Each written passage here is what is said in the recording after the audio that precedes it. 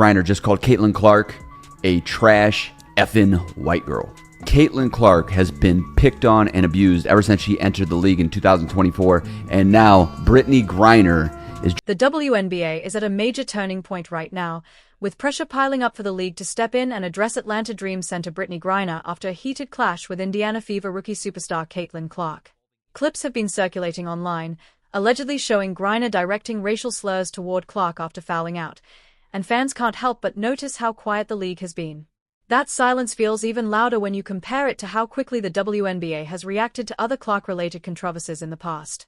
Like Jamel Hill, former ESPN host, says that no, she didn't say bleep white girl. She says bleep whack call. To which she then went on to call me a grifter for even pointing this out, but besides the point. You can watch and make up your own mind as to what it appears Brittney Griner is saying. It's not certain what Griner says. There is one way to find out.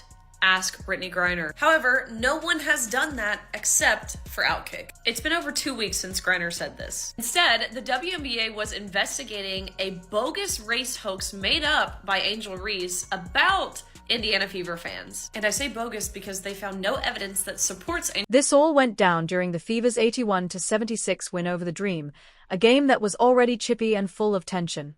In the second half, Griner picked up her sixth foul, which sent her to the bench for good. Cameras caught her visibly frustrated, but what blew up online was what fans think they saw her say. Lip readers and people on social media claim Griner called Clark trash, followed by what looked like effing white girl. Whether intentional or not, that clip instantly became the internet's obsession. After she fouled out, she decided to take her anger and frustration out on Caitlin Clark. If the roles were reversed, imagine the type of field day the media would be having right now. Let's all remember the character of Brittney Griner. This is the same woman who got caught smoking weed in Russia and was jailed. And then Joe Biden made a trade for the merchant of death and returned him back to Russia for him to continue doing the same shenanigans that he was doing before he... It didn't take long for the incident to explode on social platforms. That short video trended for a day and a half straight, with takes coming in from athletes, politicians, and fans alike. The timing made it even more intense, since Clark's rookie season has already been the most-watched storyline in women's basketball history. She's brought an audience to the WNBA that the league has never seen before, which makes any controversy surrounding her even bigger news. Before she ever came along, there were a lot of outstanding basketball players who happened to be black females that was doing their thing on the WNBA level. And they never got this kind of shine. This girl, the Golden Goose, comes along and she wreaks havoc. She's the Rookie of the Year. She's fourth in the league in MVP voting. Fourth in the league, her rookie year. Wow. Outstanding. Clark's impact on WNBA ratings has honestly been game-changing. Games featuring her average over 1 million viewers, 1.178 million to be exact, compared to only about 394,000 when she's not on the floor. That's a 199% viewership gap. Numbers like that don't just happen. It shows Clark isn't just a player. She's the league's ticket to mainstream relevancy and a financial boost that WNBA executives can't afford to ignore. News just came out. Ratings are higher than it's ever been for the WNBA. Yeah. Congrats to Caitlin Clark. It's crazy how that works. I mean, you know, what are you going to do? Proof's in the pudding, kind Get a girl out of Iowa. Exactly. Who can pull up from the state next door. Yeah. And light up an entire arena, every arena. But Griner's behavior on the court this season has raised eyebrows more than once. Analysts and fans have pointed out that her style of play against Clark feels overly physical and sometimes personal. Since the two don't even play the same position, the constant hard screens, extra body contact, and targeting-type fouls have stood out. People are starting to wonder if this is just competitive fire, or if there's something deeper going on when it comes to how Clark is being treated. I've said many times that Caitlin Clark got roughed up repeatedly by defenders throughout her rookie year last year. It was attempted bullying, trying to break her spirit, intimidate her, put her in her place, get even with her for all the attention she was getting. But this season, it appears Caitlin is more committed to... If you're enjoying this breakdown, don't forget to hit that subscribe button. That last Fever vs. Dream matchup was another example of how physical things get when these two share the court. Griner fouled out after racking up calls at a much higher rate than usual. Analysts have actually compared her foul numbers in games against Clark versus her season averages, and the difference is significant. Add in the alleged slur on top of all the physicality, and suddenly this looks less like normal tough basketball and more like targeted hostility toward the league's biggest rising star. Sure, the WNBA is known for being physical, but when that physicality seems consistent and pointed, it's fair to ask if it crosses the line into unsportsmanlike conduct. Watch some of these plays, guys. Watch some of these plays on Caitlin Clark. Look at this. Look at this.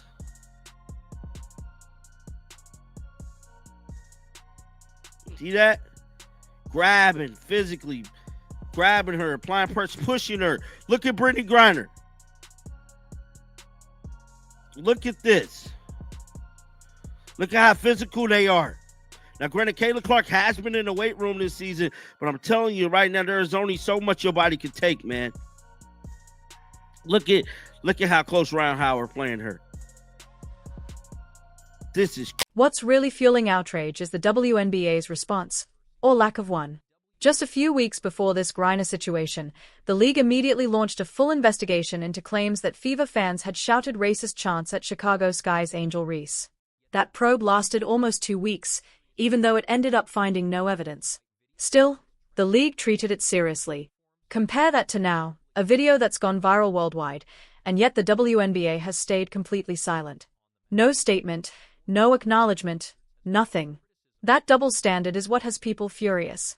Fans are demanding, how can you investigate fan chants with no proof, but not even address what's on tape involving one of your own players? Why are you not investigating Brittney Griner? How have you refused to provide a statement on Brittney Griner's behalf from the Atlanta Dream, from the WNBA to Outkick? Because we've asked. So we asked the WNBA, are you investigating Brittney Griner? We've asked the Atlanta Dream, what did Brittney Griner say? We've asked Brittney Griner's representatives, what did you say here? She's made zero comment on this incredibly viral video. Again, I think she says, white girl. I think she is insulting somebody based. Sports media has jumped all over this too. ESPN's Stephen A. Smith has been especially vocal, blasting both Griner's alleged actions and the WNBA's refusal to respond. He's been one of the loudest voices calling Clark the most transformative thing to ever happen to women's basketball, and he's not wrong. Clark's recent CBS broadcast pulled in 2.22 million viewers, making it the second most watched WNBA game ever on the network. Skip Bayless also weighed in, saying he purposely waited to see how the WNBA would respond before giving his opinion, and now he's pointing out the silence speaks volumes. Griner hasn't commented either, which only makes the situation more suspicious.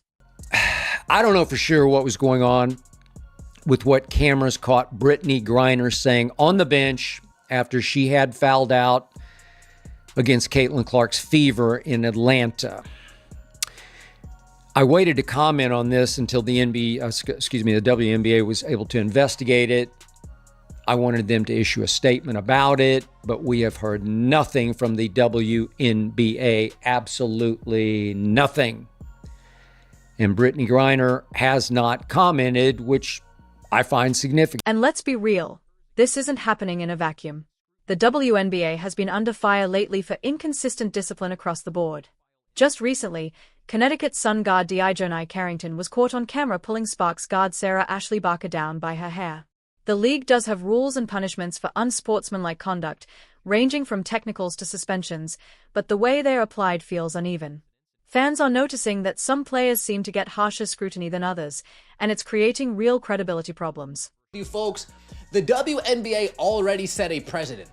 It doesn't matter what Brittney Griner said. It doesn't matter what Brittney Griner said, because they've already shown us they don't need evidence, they don't need substance, they don't need any type of proof at all to launch a bogus investigation into Indiana Fever fans, so they shouldn't need any substance, any basis, any evidence to launch an investigation into any other fan, any other player, any other group. The WNBA set. The money side of this can't be ignored either. Clark isn't just bringing eyes to the game, she's changing the league's bottom line. Her games are tripling average WNBA viewership, which has made sponsors and TV execs sit up straight. ESPN even reported a 170% overall viewership spike during Clark's rookie year, with record-breaking ratings that the league had never touched before. Those numbers brought perks too, like charter flights for players, things WNBA athletes had been fighting for decades. That only happened because Clark's popularity forced the league into the spotlight. In fact, ticket sales are down 70% in many places. The Fever played the Mystics 2 nights ago. The cheapest ticket before her injury was announced was $41, okay? The cheapest one. After her injury was announced and people knew that she wasn't going to be playing, the lowest ticket price dropped to $3. This is the Caitlin Clark effect. The WNBA doesn't quite realize what they have in Caitlin Clark. She is the absolute golden goose, the golden ticket. She is the pot of gold at the end of the rainbow. They must. And here's the scary part for the league. When Clark isn't playing, whether due to injury or rest, the ratings plummet. That shows just how fragile this new surge of interest is. If controversies like this go unchecked, the WNBA risks not only alienating Clark but also losing the massive audience she's attracted. Fans expect accountability, especially when there's video evidence and a history of investigations in similar cases. At the very least, the league should be interviewing Griner, Clark, teammates, refs, and arena staff to piece together what really went down. Ignoring it isn't an option if they want to look serious about fairness. League, it's very possible that Brittney Griner was blaming Caitlin Clark in the big picture for her fouling out, blaming referees in general for overprotecting the Fever because the league wants the Fever to win and the fucking white girl to be MVP because the fucking white girl sells tickets and detonates ratings. The bigger picture here is reputation. The WNBA has spent years trying to brand itself as a professional, accountable league that values sportsmanship, even launching campaigns like No Space for Hate. But when a racial misconduct allegation involving a player surfaces, and they don't investigate, while other situations get immediate attention, that undermines everything they've been promoting. Fans, media, and even sponsors could start questioning whether the WNBA applies rules equally, or if certain players are untouchable. That kind of doubt can hurt morale in the locker room, discourage fans, and scare away partners who value consistency. WNBA's trash. No, Straight, I'm not going to say that. Okay, this is my opinion. Okay. This is my opinion. Okay. It's a zombie company. It loses money. Nobody's going to the game. Thank God they get Caitlin Clark. She's injured for 2 weeks. All of a sudden, attendance goes down. This is not going to work long term. You trust me. You'll see this long term. Ain't nobody. The truth is, this is a defining moment for the WNBA. How they handle the Brittney Griner controversy will tell us whether they are serious about accountability, or if star power and selective enforcement rule the day. With video footage, expert analysis, political voices, and fans all calling for answers, the league can't sit back forever. They need to launch a real investigation, one that looks at both the alleged slur and the repeated pattern of physical play targeting Caitlin Clark. Only by being transparent and fair can the WNBA prove it values every player equally, regardless of fame. The stakes are massive. The league has finally broken through to mainstream attention and growth, largely because of Clark. Mishandling this situation could undo years of progress and sour the biggest opportunity women's basketball has ever had. The time to act is now, because the WNBA's credibility is on the line.